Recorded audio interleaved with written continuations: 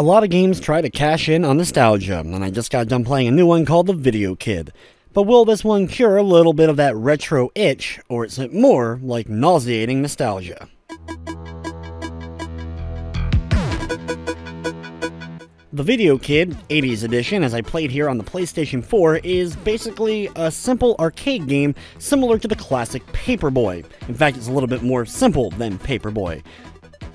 Your goal in the game is to last as long as you can and try to get to the end of the course where you meet up with your girlfriend. Along the way, you're able to throw out VHS tapes and do all kinds of tricks to get a higher point score. If you're able to survive to the end, you win and see how big of a score you're able to get, but if you end up losing at any point, it's game over and you're starting back from the very beginning. Your character is always moving forward, and you're locked into one of three lanes. You use the directional buttons to move between the lanes, and you can press up on the D-pad, or you can use one of the face buttons in order to jump. The other face button you'll be using throws out the VHS tapes at all the targets and enemies. Aiming up my shots at the VHS tapes took a little bit of getting used to.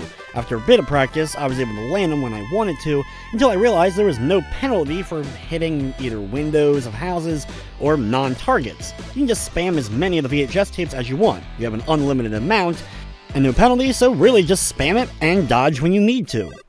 This concept ends up making the game, though, very, very simple. It's very much a pick up and play for a couple of seconds, but not much more than that. There are the unlockables that you earn, such as new tricks that you're able to pull off, as well as new costumes for your character, but these really don't add anything to the actual gameplay itself. You're still going down the same road and throwing at the same targets.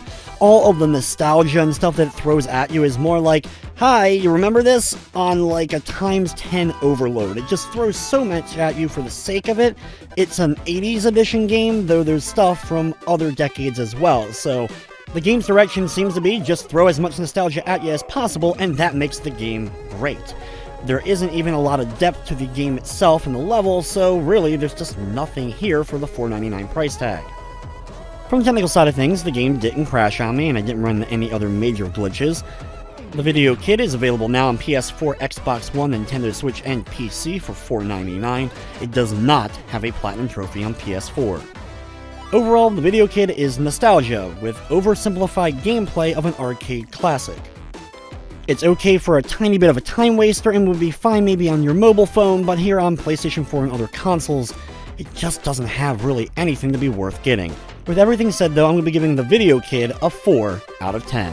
That's going to wrap up this review though. I'd like to thank you for watching, and of course, I hope you enjoy.